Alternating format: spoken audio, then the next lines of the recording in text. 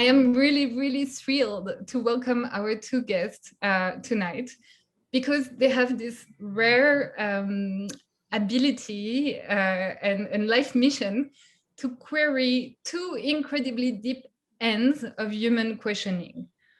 On the one hand, the cosmology, which is the question of where we come from and why we are even here in the first place, and the ethics, which is the question of what we should do and where we should be going. And as someone who has always been very existentially tortured by these questions forever, I am so excited that we have 1 hour after which I will finally have all my answers. Thank you so much for being here, finally. So Chanda, you're, for who it is the first time joining our collective, I will introduce you first. Chanda Prescod-Weinstein is both an assistant professor of physics and astronomy, and a core faculty member in women's and gender studies at the University of New Hampshire.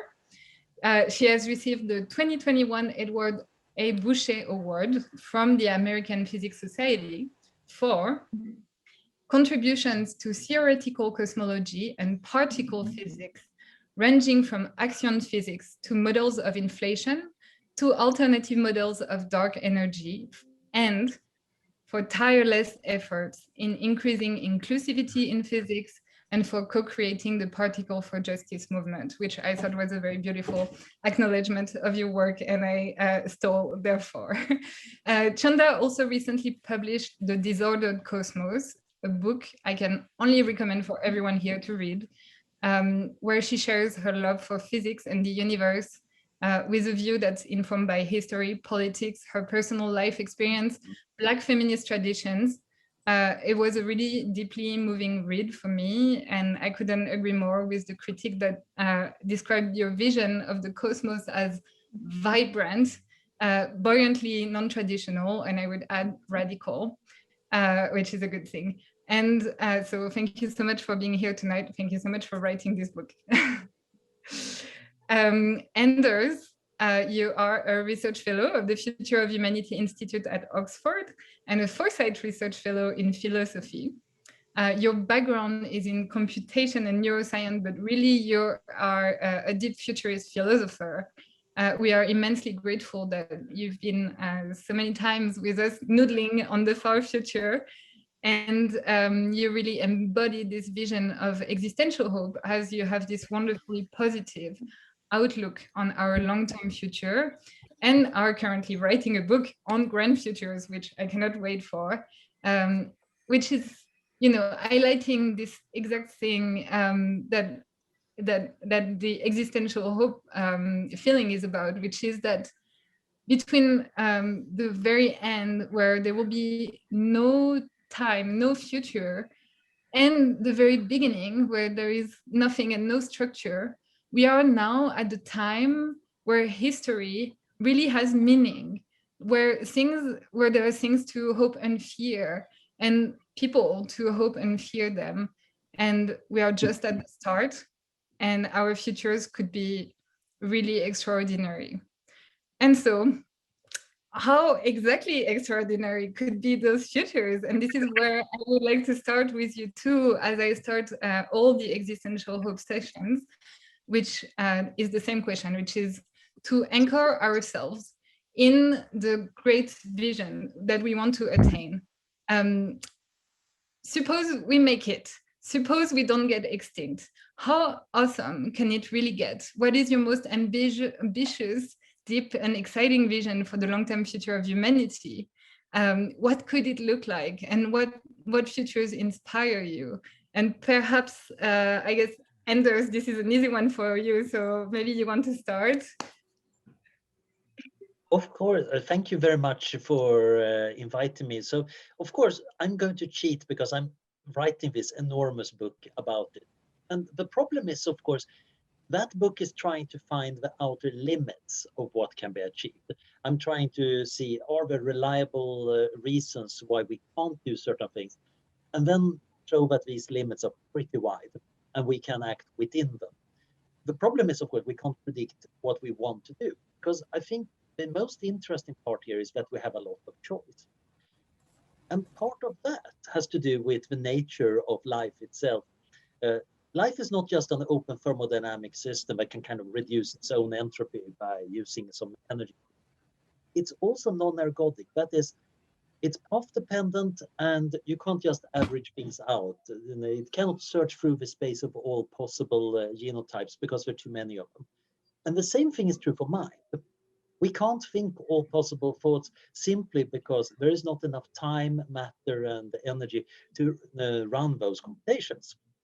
Some footnotes here maybe about computational physics we can quibble about later, but that means, of course, that what we choose to do has value. It's unique, and it will never be repeated if we rerun history. So when we look forward here, what do we want to do in the universe? Obviously, we want to survive, and then we want to achieve high value. And unfortunately, I must admit that we in the philosophy department have not yet agreed on what the highest value is and why it is. There is still some things to be worked out. Come back in a few thousand years, or maybe even longer. But I do think that insofar it's possible to figure out what the goal should be, I think we're eventually going to get better at it. It might turn out that, yeah, there is no built-in goals in the reality. It's all up to ourselves to create beautiful, amazing things. It might be that actually there are at least some things that do remain true. It might be some kind of fixed point in game theory, etc. Or it might be something super simple like just pure happiness. But I think over the next few thousand years, we're going to get much better at it than we used to be. I think we're going to expand ethics. And then, of course, we are going to apply that in what we do in the universe. So my vision is that I'm hoping that in a few thousand years, our post-human descendants, or even better, us upgraded in various ways, are not just spreading across the solar system, but slowly making their way across the galaxy. And slowly might still mean a sizable fraction of light speed. In a few million years, the nearby galaxies are full of intelligence and life and complexity. In a few billion years, all reachable galaxies have been touched by intelligence, and we have enabled whatever forms of value matter. That might be an era where we want to do really grandiose interstellar engineering and intergalactic engineering if it turns out that it's important to bring together a lot of mass and energy into structure that remain causally connected as the acceleration accelerates. It might be that if we just want to maximize happiness, we should just spread little systems that are very, very happy. And it doesn't matter that we can't send letters to each other and disappear across cosmological horizons. But I think many value theories would suggest that it's probably a good idea to bring things together. It might also be that we want to hedge things. We're going to bring together galaxies to form gigantic constellations where intelligence can survive for a long while other systems go off there, seek their own fortunes. What I hope is that by the time the stars start to falter in 1 trillion to 10 trillion years, intelligence is just getting started. And during the degenerate era, where normally everything would just be cooling off, this is where intelligence is really coming into its own, thinking the greatest thoughts. This is where most of the history happened. And then maybe sadly, we might have proton decay eventually ending the era where there is structured matter. But that's a problem I think the future can solve. I think what we can look forward to is that life itself has an ability to reshape the universe. It's in many ways a phase transition of matter. It's a very weird phase transition because it's a very ergodic. What happens at the start and what is decided during the sequence can totally restructure. The range it has is set by the current cosmological expansion. And the distance between different systems of life might be set by other fundamental pieces of physics. So the overall description of the universe in the long run, if somebody from the outside were to describe the universe, might actually have to include, and yes, there is this important phenomenon called life and intelligence, which is actually having the macroscopic effects on the larger scale structure beyond the end of greatness scale of 200 megaparsec, because it can restructure life or restructure matter in that way. It might, of course, turn out that in just a mere 100 years, we discovered actually we should be all meditating or doing something completely different. But I do think that the grandest possible future might involve a mixture of all these goals. Now, this is so big that it also becomes rather featureless. But I do think that it's possible that the total amount of value we can achieve is going to be one of those really big astronomical numbers, whatever your way of measuring it is. Sorry, I've been talking too long now. Thanks. Thank you. That's definitely a wonderful and very broad vision. And Chanda, same question to you. Like, what futures inspire you, and where do you hope we can go with humanity and beyond? So I'll start by saying that I'm a Star Trek fan. So I like to think a lot with Star Trek. And one of the reasons that I'm a Star Trek fan is because I think it actually is something that's good to think with and think through. So when I think about radical visions for the future, at least like relative to what our current visions for the future in the mainstream are, I think the message that I want to give everyone is that we can do better than Star Trek. And so I actually, I say this like as someone who loves Star Trek. If you all could see, like next to me, I have my Uhura Barbie doll signed by Nichelle Nichols. I have a photo of Nichelle Nichols signed. I have a photo of me and Sonequa Martin Green together at a Star Trek convention, which I go to every year, signed by Sonequa Martin Green. So this comes from a place of love, but actually I really think that when we think about what do we want for our future universe, that we should be thinking about what is wrong with our contemporary popularizations, our contemporary visions of the ideal future. And I think actually like one of the interesting directions that's been taken with the newest Star Trek series with Discovery and Picard is that they're starting to unpack some of the things that we saw in Deep Space Nine, which pointed a little bit to the Federation's authoritarianism, right? So there is this tension between this ideal socialist vision, right? So in Discovery, there's like a tiny little spoiler, right? We find out that like the reason that the replicators work well is because they're recycling their poop, right? So it's like the most delicious poop that you've ever had. So there are pieces there that's like, that's great that we have figured out how to be good at reusing and repurposing energy in these important ways that really speak to the needs and the concerns that we have. But at the same time, there are these authoritarian tensions that need to be unpacked of how are leadership decisions made, whose voices matter. And in some sense, they're reflecting back to us all of the questions that we have in this moment and the ways in which Star Trek, however much it's supposedly set in the future, is actually set in our current moment and our current dreams. And for some of us, our current freedom dreaming, right? So the people I talked about having on my desk are major Black women characters in different iterations of Star Trek. And so, and as has been talked about a lot, Nichelle Nichols, in some sense, gave up her career to remain on Star Trek, in part because Martin Luther King told her that being on the show gave Black children and Black people a vision of a future where Black people are going into space alongside white people, alongside Asian people, and alongside aliens too, right? But that there was this vision that Black people would be free, including free to go into space. And I think a lot about how Nichelle Nichols, in some sense, donated her career to freedom dreaming. For example, LeVar Burton saw her on television as a child and was like, oh, Black people can be on television. And he went on to play Geordi LaForge in Star Trek: The Next Generation. When I was a child, watching and saying, oh, you can be an engineer, because that was what Geordi LaForge did. So I have this like real passion for it, but I think that the message I want to say is that we can do better than Star Trek. And so just to unpack that a little bit, I think the Prime Directive is too limited. So, and I think that we should implement the Prime Directive right now, not when the Vulcans show up, because they're probably not coming. That's not how that's going to happen, right? But we have the opportunity now to think about what does it mean to, for example, interfere with communities that we are not members of, and to rethink what should the relationships between our communities be? And so central to this, I think that we can now make choices that create and promote good relations in our ecosystems.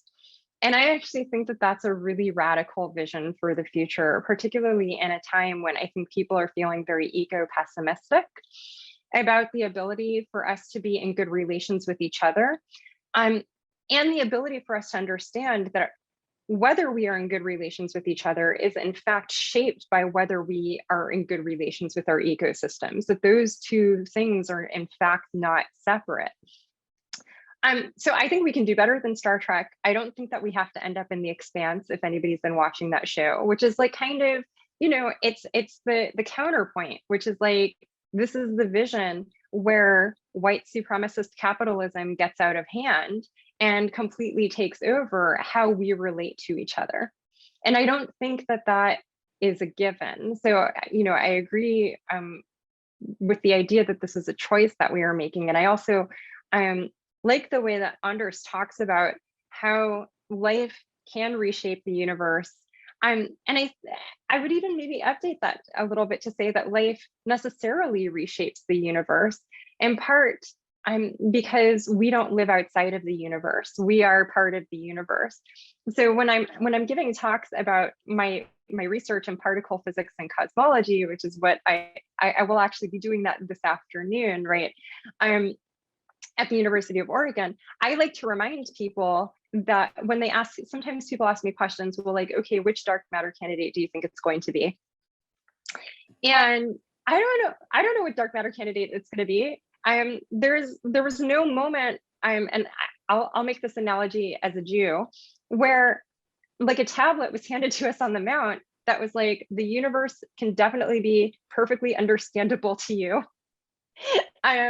And that you will have intuition about which dark matter candidate is the correct dark matter candidate. And I have to remind people that the universe is doing what it wants. It doesn't care what we want and think. It probably doesn't have the capacity to care and want and think, except we are the part of the universe that cares what we want and think. Because we are part of the universe. And so I would actually say, like, I completely agree with that statement. I like that way of putting it. And I would argue that we are already doing that in all of the ways and the choices that we make every day in our lives, to the extent, you know, that we have choices within our, you know, social and ecosystems, that we are constantly shaping the universe that is immediately around us. I think interesting questions to think about is what the sun is going to die. The sun it's the natural, it's the life cycle of the cosmos. Stars die. If stars hadn't died, we wouldn't be here having this conversation, because the elements necessary for humans to exist were formed in supernovae. And so it's necessary for stars to die in some sense, but the sun is going to die. The earth is not going to be habitable to us in the ways that we understand habitable planets. It's likely it's likely going to be, yeah. So I guess I'll say it's likely going to be destroyed, but there are different ways that we can think about what does it mean for something to be destroyed or to continue to exist or just be transformed. It's going to be transformed in a way that means that it's probably not livable for us in the same way. So I think humanity will definitely survive global warming. The question is what structures will it be in place and how many of us are going to survive? And through what mechanisms do those people who survive? Is it going to be because we endeavored to be in good relations with each other in a way that promoted the health and well-being of all life on Earth? Or is it going to be because some people got priority because of the traditional resource distribution habits that we have?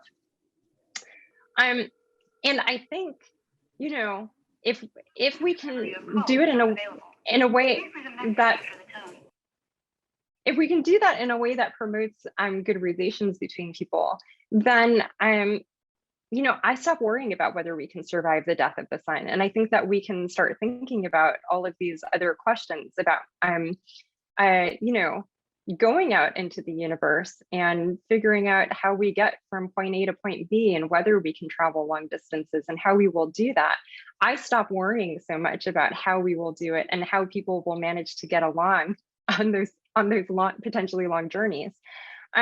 So for me, the question is not whether we will survive global warming, but can we do it in an ethical way? And then can we survive the death of the sun? And if the answer is yes, can we do it in an ethical way? And I think the radical vision I continue to have for our future universe is that I think those things are possible and that the choice is in our hands, whether we choose to push in the direction of those possibilities. Beautiful words, thank you, and I could not agree more. Anders, you answered a few points in the chat, and perhaps you want to voice them directly to Chanda and get into discussion on those. Well, I have to look just at the chat. recognized your point that maybe physics is maybe it's not intuitive and maybe not all of it can be understood. That of course might apply to ethics. You can easily find ethicists agreeing and disagreeing with every part of that sentence, because it's always true that you can find philosophers for any position. But I think there is an interesting issue about handling systems that are unknowable. That's kind of part of the fear I have about biology, that some parts might just have been evolved in enormous complexity and we can't handle it. This is why I love physics, because it's so much more streamlined most of the time. And then you get to a part where it gets very complex or very mind-bending. Quantum field theory still stumps me really badly, but that's not necessarily because it's ultra complex. It might be even worse when you get to physics of granular media. But the really interesting part here is, of course, the role of ethics. And when I was reading up for today, I was trying to see who's actually writing about space ethics. And James Schwartz and Tony Milligan has been writing some very nice papers. And one of their key points is, what's the use of space ethics? And they said it's for identifying principles for arriving at rational compromises between different stakeholders in space. And I think that's a beautiful description of the practical use of ethics, besides giving jobs to people in the philosophy department. This is actually why you might want those guys to help you. Maybe they are not the ones that are best at coming up with the compromise. You might want the lawyers, politicians, activists, and other people to do that. But they need tools.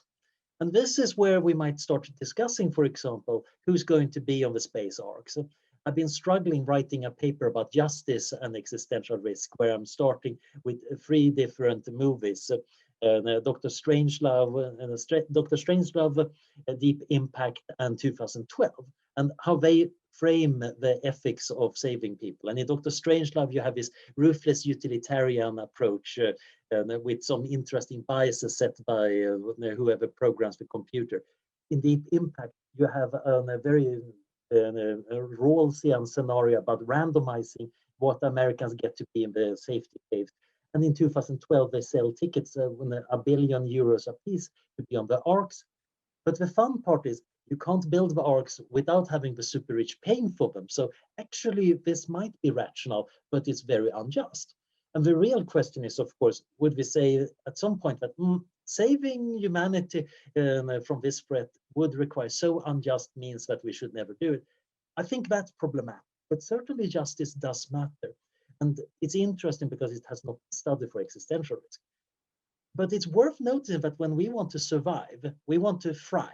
It's not just going on for a long time, but we want to survive in a good manner. That might involve justice, it might involve having freedom and other virtues.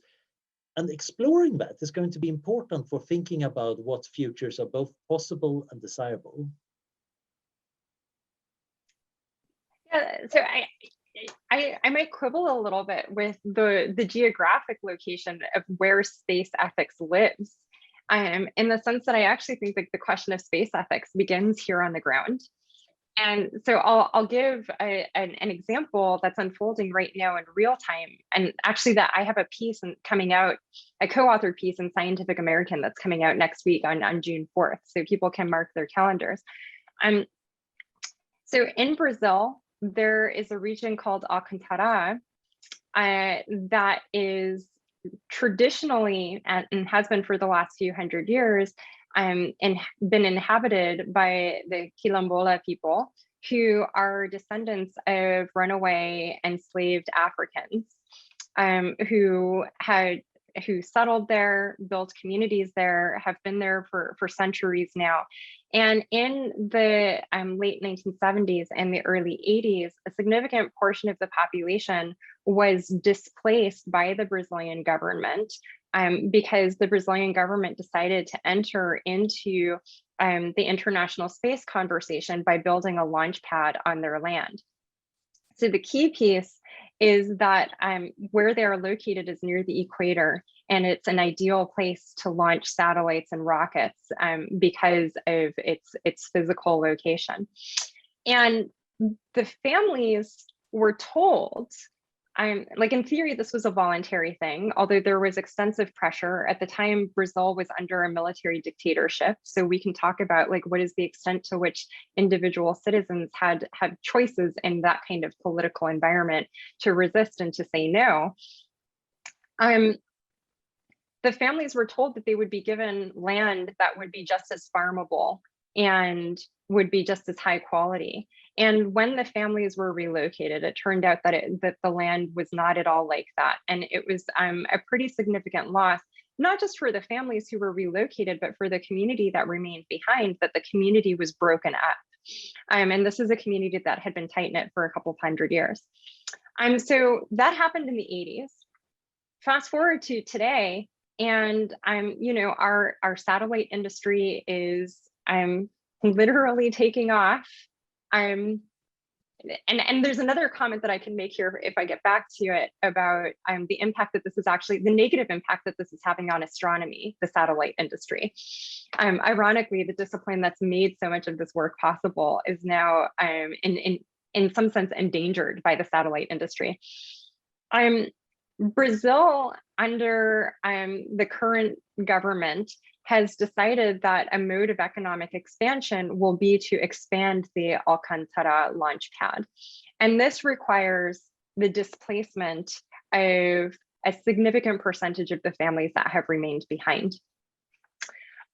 Even though these people as a community are recognized in the Brazilian constitution as the traditional land keepers, as the people of the land, they've never been granted the deed to their own land. So it wasn't even something where they can negotiate with the government and say, this is how much we will sell you the land for, but rather the government is just saying, like, you're lucky that we give you somewhere else to live. And so that's one side of geography of where space ethics is happening, which is what is the ethics of displacing and breaking up these historical communities that in some sense are an extraordinary product of survivorship in the face of some of the worst human rights crimes at least in the last millennium, let's say. But importantly, one of the reasons that Brazil is driven to persist in this effort to expand the launch pad is because the United States government signed a treaty with them that basically makes Alcantara one of the places that the United States, like NASA and private companies, will have access to in order to launch. So the geography also then spreads up to the United States. And so the United States also becomes a site of the ethics of space through Brazil. And we haven't even launched yet, right? We're just having a conversation about where we will launch and what are the ethics of the location. And I think the other comment I will make there about, specifically about geographies of launch pads and space ethics location is that SpaceX has become known for doing things fast. They try something, it breaks, it explodes, they come back, they do it again like a couple months later. And in some sense, it's recognized as like this incredible technological achievement because look at how fast they are. They come back, they dust their shoulders off, their rocket breaks, they build a new one, they launch it. And when you look at what it is doing to the ecosystem immediately around the area in Texas where they are launching these rockets, it's actually devastating the environment for that's a breeding ground for certain species of bird. So again, we're having our conversation, when we talk about being in good relations with each other and our ecosystems, that, in my view, is a site of space ethics, because we're talking about, the ethics of safely launching people into space, especially since now we're talking about civilians. We're talking about people who are not professionally trained astronauts who want to go up.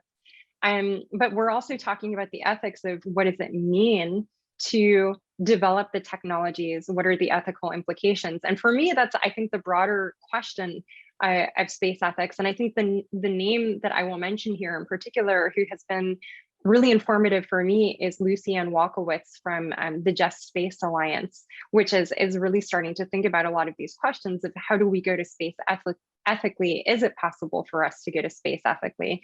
And particularly in relation to Mars. But I think, Alcantara, I don't want to identify it as a place that's interesting to think, because these people, the person I co-wrote the piece with is a member of the community. And what he said to me was, this is a matter of life and death for my family. Yeah. So I don't want to just talk about it as a thought experiment, but for those of us who are not directly impacted, it is an opportunity to learn about how our aspirations look from the other side. Thank you. And I think I really regret that my dear friend and collaborator, Jessica Chingler, who is working with the Open Lunar Foundation, doing, I think, what your friend is doing, really deeply thinking about the ethical settlement of humans on the moon, is not here tonight, because I think they would have very much appreciated those points and being able to engage in this conversation. And I hope you get to connect one day, but just also wanted to mention the work they are doing in this regard, and deeply thinking about this. And thinking about precisely, now we have set this broad vision for the future, and we have bridged a bit on the ethics on the ground, and how we should think in relation to that.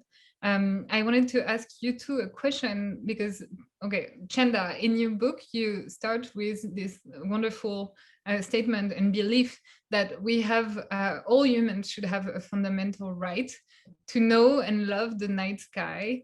And you dream into existence this world that allows everyone to experience and understand the wonders of the universe.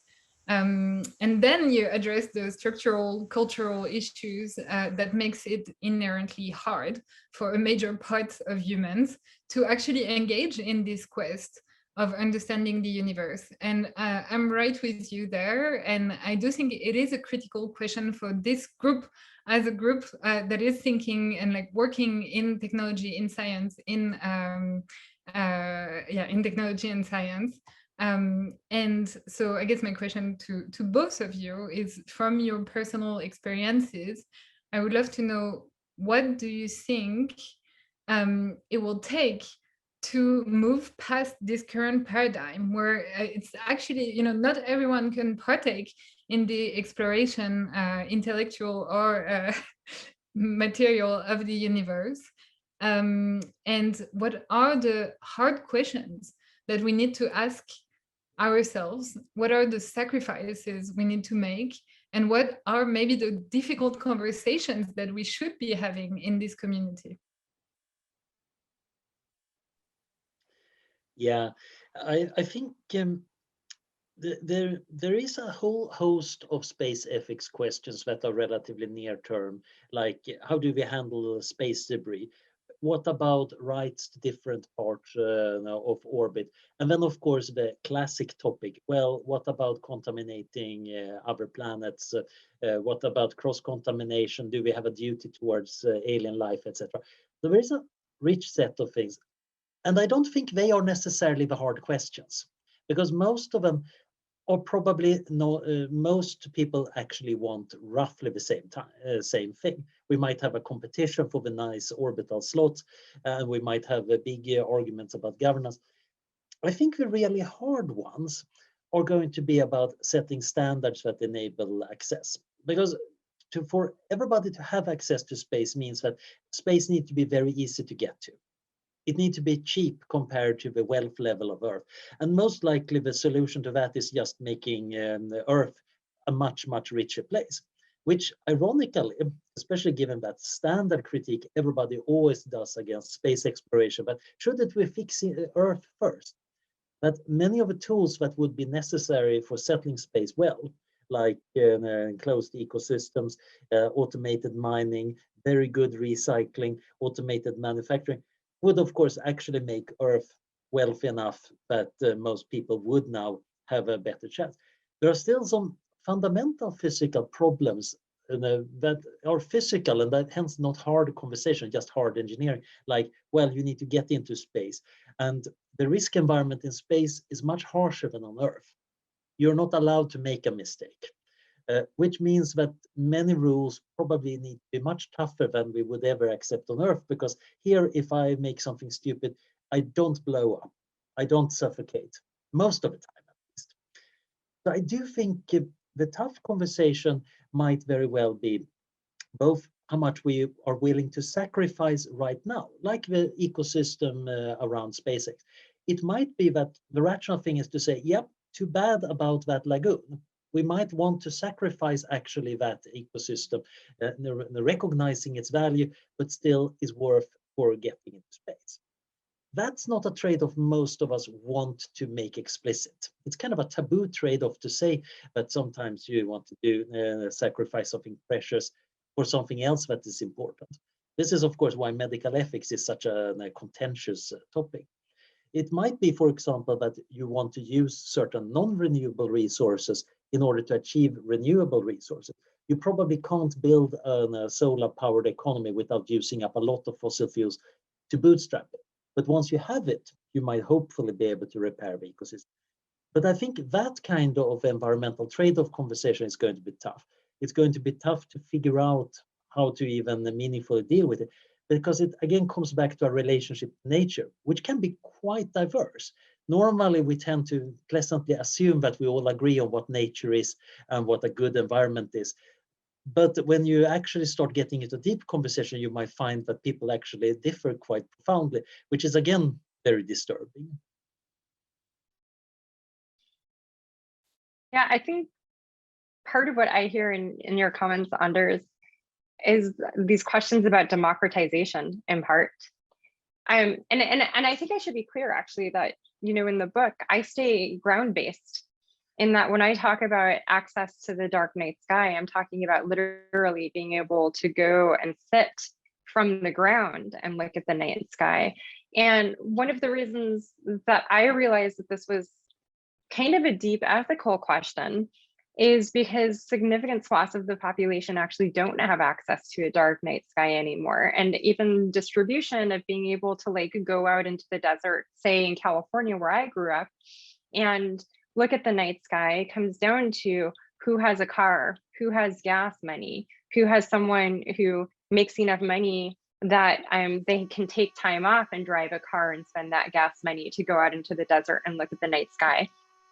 And so I think that some of the difficult questions that we don't want to have are about, for example, light pollution. I think the International Dark Sky Association are sort of the unsung heroes of our discourse about, you know, what do we want our ecosystems to be like? And even raising the question of how light pollution damages the ability of animals who are not humans to live well and to, you know, have normal reproductive cycles and all of these other things. So that's part of it. While I was writing the book and I was thinking about this question, I asked Erica Buddington, who's a Black woman, she's an educator in New York City. I asked her from her point of view, what would we need to change in order for people in her community to access the night sky? And she pointed out to me that a lot of the highways around New York City were designed specifically so that buses couldn't get through, right? They didn't have, the bridge clearances were low enough that buses couldn't go on them. And this was a way of ensuring that, for example, poor people couldn't go to Long Island and bother the rich people out on Long Island. And so For her, it then becomes a matter of what is our road design, what are our and for me, it raised up, maybe I was thinking about it wrong. Coming from California, I think about it as like having your own car, but actually, because I grew up in Los Angeles without like we had a public transportation system, but like you only took it if you really had to, right? That I hadn't thought about the question of actually access to a dark night sky requires us rethinking public transportation, right? So I actually think that, light pollution and that ground-based question raises all sorts of questions about how our communities work. Being physically well enough to make the trip out to the desert, for example, having the wheelchair that you need if you're going out to Joshua Tree, all of these things that those of us with resources can take for granted become like fundamental questions when we're thinking about democratizing, even looking up and seeing the sky that for the most part is what our species has evolved under. And so for me, this also becomes an evolutionary question of being able to relate to our ecosystems in a way that potentially, I will emphasize the word potentially feels natural to us. So I still have a question there of should we all be going to space? What does it mean to democratize space? I would like us to see democratizing space on the ground to see if we can do that. I worry that if we can't even get that going, what we're already seeing now is, just to come back to the SpaceX question, it might be that we will decide as a community, and the question of who constitutes community here is a big question mark, right? But it might be that we decide, yes, we want to sacrifice that watershed. But the real problem is that right now, those decisions are not made in a way that any of us could like even vaguely construe as democratic, right? So SpaceX decides that they're going to launch a bunch of tiny satellites that totally light pollute the sky. And basically, the people of Earth have no way of stopping them right now because like Jeff Bezos and or not Jeff Bezos, I guess in this case it's Elon Musk. Jeff Bezos is going to add to the problem because they've also now been approved. But essentially, there's no democratic discourse about how light pollution is getting added to our ecosystem. And so when I mentioned earlier that astronomy is under threat, these satellites that are being launched, the argument is made that they will bring internet to rural communities. But we didn't have a democratic conversation about whether this was the best way to do it and whether sacrificing astronomy on the altar of it was worth it as another ecosystem example that maybe would speak to people who are like, I don't care about ecology, but I care about astronomy or something like that.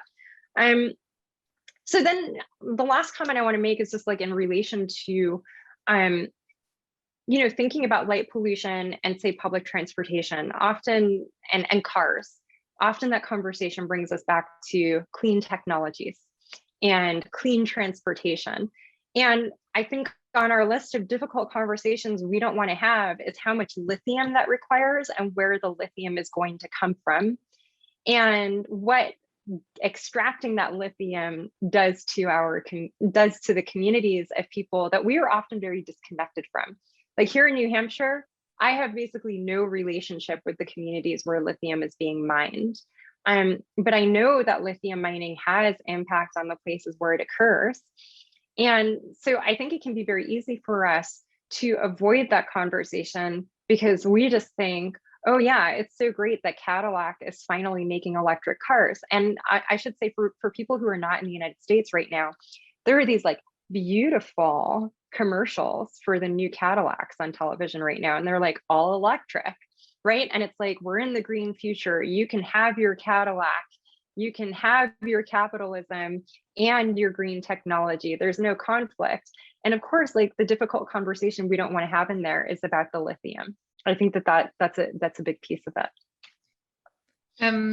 Thank you for these answers. And I guess before I steer us in a very different direction towards actually space-time and more physics, I think very quickly, I guess the answer maybe I was like trying to get from you or push toward was more like almost as academics, both of you, like what is it that makes it so that it is difficult for everyone to access this exploration, intellectual exploration of the cosmos, and what are the sacrifices that should be made, or the discussions that should be had by this community specifically. You know, if there was like one question for us, to make it short, as we are, you know, a bit of a community that navigates a specific context and that is very much into technology, academia, research.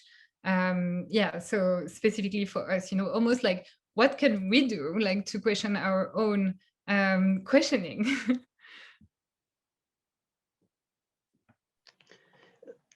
So one problem with a lot of nice ethical theories is that they tend to be elegant and universal, and they don't fit reality very well. Reality tends to be very messy. And if you try to make good things in the world, you will soon find that your lofty theory, oh dear, it's not going to be applicable. I need to do politics, and now I need to get my hands dirty, and I need to do a lot of trade-offs. And the trade-offs can be quite complicated. For example, light pollution, I agree, I really hate it, but I also live in cities because I want to be around people. And if there is a choice between living in a city and the countryside, I'm going to be gravitating over a city and then maybe trying to see if I can reduce the light pollution. But there are many other trade-offs that are even more tricky. And some of them are going to be very nasty. We have been talking about democratization, for example. Now, suppose we had some party member from the Chinese Communist Party present. They would say, why should we have that? We are also a valid ethical view, and we want to make sure there is a world that is safe for our kind of authoritarianism. We need to be able to ensure that we have authoritarian systems that can persist. I think many of us would say, no, we definitely don't want that. But actually, different ethical system, different epistemology, we might even say that they're actually objectively wrong.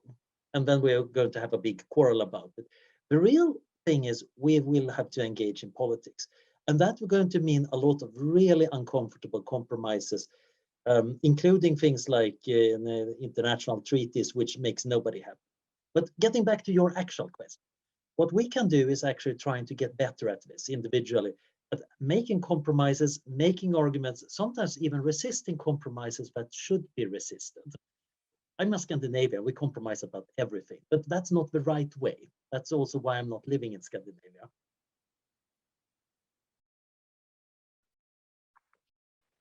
You know, I think I'm just going to grab on in part to what Anders said about different epistemologies, and the presumption of universalism, right? Which is that I think that we have to be really careful in thinking that it's simple to come up with universal ethics and therefore ethical solutions that feel universal broadly to communities, and to also, you know, recognize that ethics, like knowledge, is situated. And so our sensibilities about what is ethical, and even, like, for example, our notions about compromise. I'll actually pick an example of something that literally just happened to me today, like right before, like a couple of hours, not even a couple of hours before we started, where I was trying to have a conversation about my physics research, and one of the people that I was talking to stopped me and said, I really want to ask you about something that you wrote in the wake of the strike for Black Lives. So this was from a document that I had written about what I had been hoping when I co-organized the strike for Black Lives with Particles for Justice. And he said, you referred in the document to the murderous policies of the Trump administration, right? And this was published on my Substack, so it wasn't published on like any university documents or even the Particles for Justice website. This was like a personal statement from me, although I actually think we did eventually put it on the Particles for Justice website. So he said, you know, you're entitled to your opinion, but what about people who have the opposing view? Like, would you think that it would be okay for a university to hire someone who has the opposing view about these policies? And I think I don't know what his motivation for asking me this question was, beyond being rude, because I was trying to talk about physics. But what was interesting to me was the suggestion that there was some kind of symmetry there between opposing, in my view, policies that were putting my family and my community at risk. Like literally people were being kidnapped off the street in East Los Angeles, where I grew up, by ICE. I have to worry about like my cousins every time they leave the house, whenever a police officer is near them. And the suggestion that there was some kind of symmetry between me responding to that and naming it, and someone having the view, well, like, I don't feel like it's murderous, which, like, you know, from my point of view is actually a factual debate. The reason that I bring this up is that I want people to be aware of how situated knowledges and situated experiences shape our sensibilities of what constitutes, for example, a fair compromise, and what constitutes our sense of where there is a symmetry in the ethical questions that we are having and in the stakes that people have in the ethical questions that we are having. And I actually think that one thing that academics can do is get better at making manifest where the asymmetries actually exist, like actually being honest with ourselves and saying, actually, it's not the same thing. And then actually having those conversations with the broader community. Those of us who are academics, we are writers, we are public thinkers. We have the opportunity to talk to people and set an example for people in thinking out loud in front of them about here is what is different. And I'll just say, for anybody who's wondering how I handled that, I spoke to him about civil rights law and how my question would be whether that person who holds the opposing views to me would create a climate where students who are from marginalized backgrounds would feel like they couldn't fairly access education, because in that case, it would be a violation of the Civil Rights Act, Title 6 and 7, as well as Title 9, which is one people might be more familiar with, right? And so even the law recognizes there isn't a symmetry there. So I think we have to think in our cultures about our culture of debate. And when we think that there are different stakes and stakeholders, how we place value on which stakeholders matter. And I'll just come back to Brazil. The idea that, you know, launching into space is clearly more important than the Quilombola people being able to stay on the land that they have known for hundreds of years, as a good example. Okay, wonderful. And thank you for the deep ethics dive and answering my questions. I am now going to, so Chanda, I know you need to leave us like on the dot. And so maybe we can start with you on this question that perhaps doesn't have such a quick answer, but we can try. Okay. And I'm taking the questions from the Slido. I posted the link in case people want to vote and ask questions themselves. But the question is, what is space-time the right framework to think about our future? Oh, I like this question. I'm like very excited about this question. I don't know. And the reason I'll say I don't know is that, you know, for about 100 years now, we've had this quantum mechanics thing and we know how to calculate with it quite a bit. I don't know if we know how to calculate with it entirely. For example, the standard model of particle physics is celebrated as like this incredible triumph. We still don't know how to do a lot of calculations in quantum chromodynamics. And this is like meaningful if you read about the mu on G-2 results. We actually don't know if the theory and the experiment disagree because we're not sure if we've calculated right in the theory, right?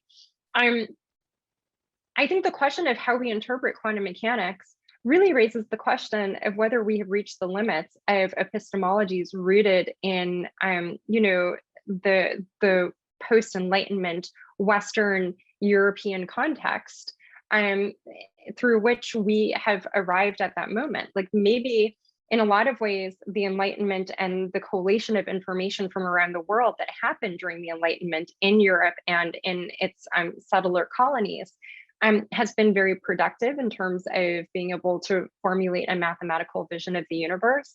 But maybe there actually is an epistemic limit in the contribution of that framework, and other epistemologies will be able to make contributions beyond that.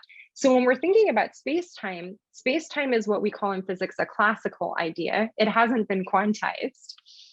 So when we quantize space-time or do some equivalent to that, I don't know if space-time will be the right framework for even thinking about physics. And if it's not even the right framework for physics, it may not be the right framework for the future either. Thank you, Chanda. Anders, do you want to share some thoughts on this question? Yeah, I love that question. And I'm taking the perspective of somebody who's not quite on the same fundamental level. I'm interested in the events that happen in the future. Not the stage where, of course, we're interacting a fair bit with space-time, but in some sense, what counts as history is how many distinguishable things are happening. And maybe we want to talk about quantum information here, or maybe it's on a higher level where we might talk about thermodynamic events. So it's more of the stuff kind of happening on space-time, I think. Of course, if it's all unified, it's still the same thing. But to me, that seems to suggest that right now in the solar system, most events happening are in a few places. It's kind of Earth's biosphere and various planetary surfaces. And if we count the sun, well, mostly the sun. There is a lot of solid stuff where things are happening at an exceeding slow in a sense. So much of the future is going to be on these surfaces. But this is, of course, taking a particular stance on what counts. So one always need to think about, what am I counting? On what level of abstraction are we talking about the future? This is why I totally think we can have free will, even if microphysics would be totally deterministic. Because free will is about what humans do and can be held responsible for. It doesn't matter what my neurons are doing very much for talking about my free will. And similarly, it might be that we want to notice, what size scale are we talking about our future?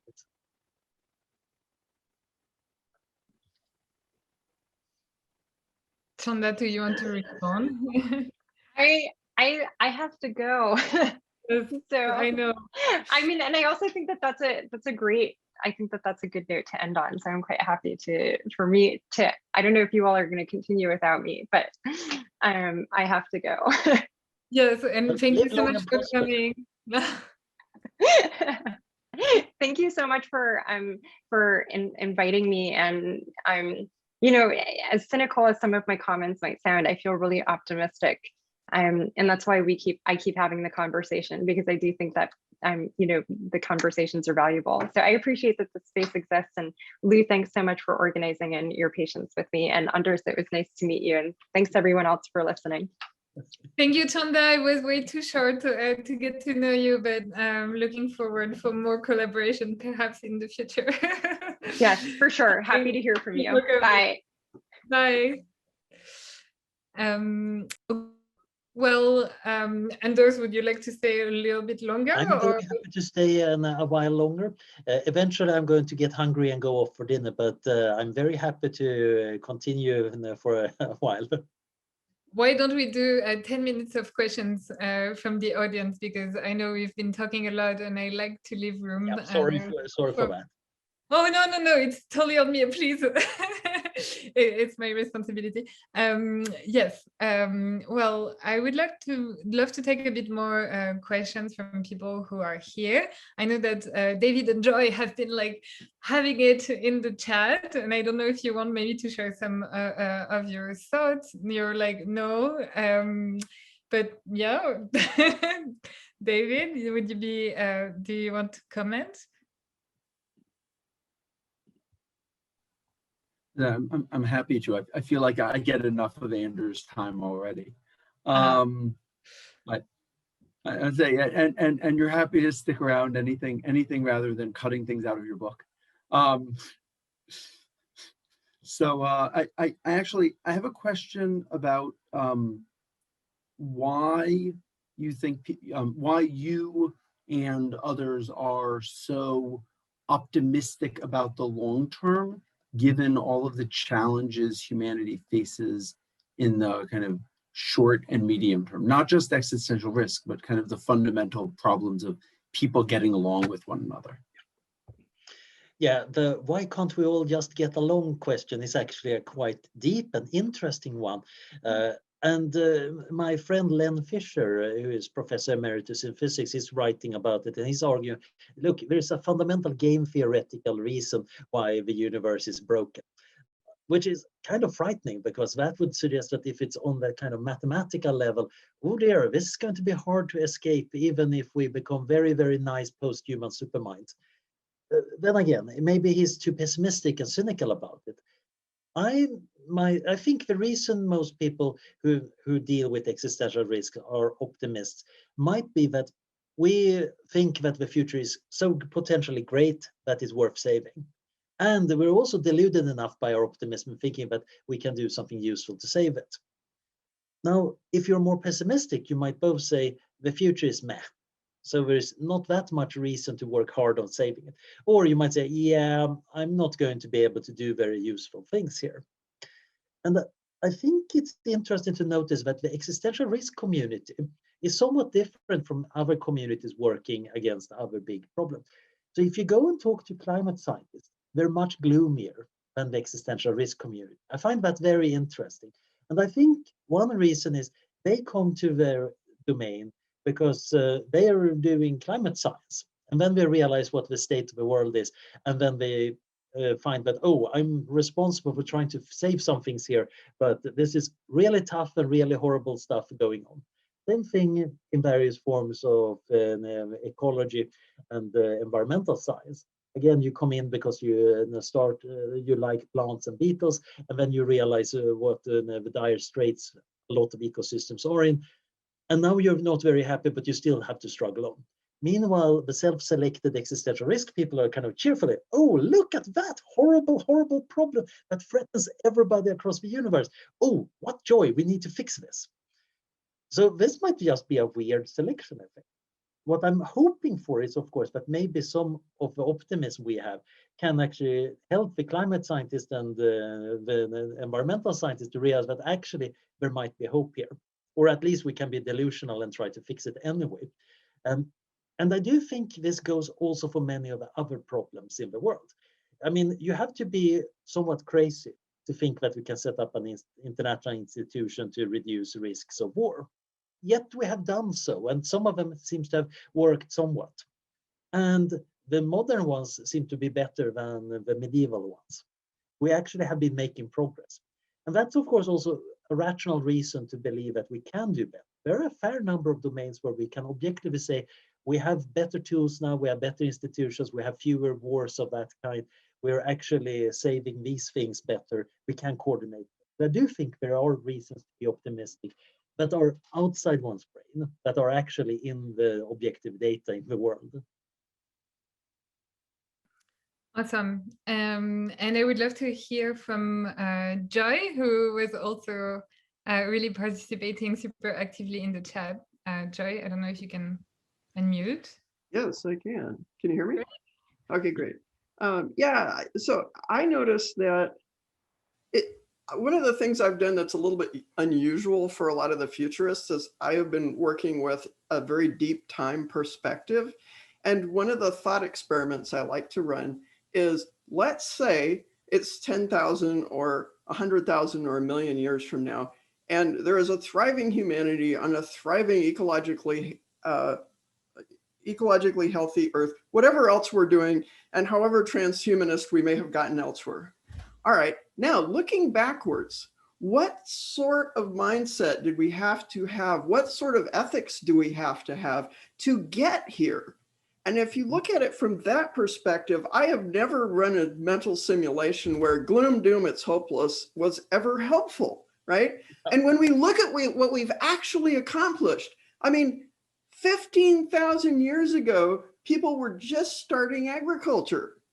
And 10,000 years ago, wow, cities and civilization and writing. And, you know, until less than 200 years ago, people were like, oh, you know, fly like birds. Yeah, that'll never happen, most people thought, right? I mean, we are like gods. In my lifetime, these things came along, and anywhere I am, I can pick up my phone and have a video conversation with somebody on another continent in real time. So if we can do that, we are just stupid if we think, oh, it's hopeless because we can't tell that right now, like we can't do it right now. Fine, we could not fly airplanes in 1898. Look what happened. Yeah, I think it's an interesting problem of figuring out what is it that we actually cannot do. And generally, one should be very careful about those estimates because historically they have often been wrong. I still think it's some value in trying to look at, well, what does get ruled out by various laws of physics? But the problem is quite often you can cheat. For example, in computer science, we have a lot of lovely theorems showing that some algorithm or some computational problems are really, really hard to solve. They take exponential time or even worse. And then there are those annoying people approximating solutions really, really well. And they are, of course, solving the traveling salesman problem really well. FedEx and the other big logistics companies, they make a living out of solving the traveling salesman problem all the time, despite us computer scientists. Now, that also shows one of the fundamental problems we have about predicting the future, because if an idea can come up, you can't predict it very well. And ideas quite often undermine assumptions we're making. What I do think, however, I really love your approach there in doing this deep future thing, because going back your scenario, I immediately started thinking, oh yes, we need to have moral hedging nailed down. We need to figure out a good way of hedging between the stay-at-homes on Earth versus the weird transhuman and post-human stuff in space. We probably need to have some good ways of maintaining contracts and agreements across vast gulfs of time, space, and cultural shift. Okay, this is a good shopping list for ideas. And we can even make sketches today about what the solutions might look like, even though the actual solutions might then be very different. Like Jules Verne's Cannon sending people to the moon. Yeah, that's not how you did it. Although he nailed it that, of course, you're going to use Florida to do the launching. Wonderful. And because I don't want to hold you from your dinner enders, I would just like to finish with one question, which is from the chat, which is, what should we take with us as we expand deeper into the cosmos? And what should we leave behind? Yeah. So there are the obvious things that you want to take with you. And that is, of course, trying to actually have a backup of all the contingent things that could never be repeated. Basically, you want to have a hard drive with a backup of your old civilization and scans of all the artwork. My personal guess is that this 2 terabyte hard drive is about right to probably get the core of Western civilization. You can't get all of it. That's about 105 petabyte, according to one of my estimates. But you can probably in a future spaceship get that. But that would also mean that you want the genomes and all of that contingent stuff. And the really tricky thing, the thing that you don't even recognize that you miss, is of course the ephemeral stuff that we normally don't even save. We have learned so much about ancient Sumeria by finding their business receipts. They didn't intend them to be important for future generations. They just wanted to do business. But luckily for us, they tended to actually persist for a long time. And we want to have an information channel to the future that gets all of that stuff over. But of course, your question was probably asked more about kind of values, morals, and activities. And of course, we can make a long list of everything bad and say, we hope we leave that behind and that we only have the nice stuff there. I think the real problem might be actually the scarcity mindset that you get by living on a planet. If you evolve as a species having to compete with other species in the biosphere, you will tend to both overeat when you get the opportunity and of course tend to hoard resources. I think we can get a paratotopian world where actually most resources are not scarce. In which case, of course, the scarcity mindset is just going to trip us up all over the place. On the other hand, as I mentioned briefly, space might be pretty unforgiving. Maybe one day we have something like Ian M. Banks' culture novels, where you have benign superintelligence with superpowers. So actually, space is pretty safe. you know what you're doing, and if somebody shoots a hole in the hull of a spacecraft, well, it will immediately seal itself. But most likely for a long time, space is going to be a pretty tough environment, which means that we might need to acquire, instead of a scarcity mindset, a safety mindset, which really annoys me because I think we are way too safety oriented here on Earth. I think we can actually let loose a fair bit more. We should actually try many more risky things. But in space, at least for a long time, that might be totally different. Now, I also am a proponent that we should work on radical life extension, which means that even if you're doing things very carefully, if you have a long enough life and if you're kind of happy and interested enough, it doesn't matter that you did something and you took 100 years to do the task, because it's not going to be too long compared to your other activities. It might be okay to be very cautious if you have a lot of time. So that may be my vision. We are hopefully having these spacecraft filled with people who are long-lived, can read through the enormous library of everything, and then very carefully change the universe into something even more awesome. Wonderful, and what a great way to end this session. I'm really glad. Thank you everyone for your wonderful participation. Thank you immensely, Anders, for gracing us with your presence. For having me here. It's just so wonderful. Super wonderful. Well, I wish you bon appetit and good night and good day to everyone, depending on where you are, as usual. I will see you all at the next session, which is June 2nd with Samu Burja on democracy and the epistemic commons. I will be sending you invites and updates. Bye, everyone, and see you soon.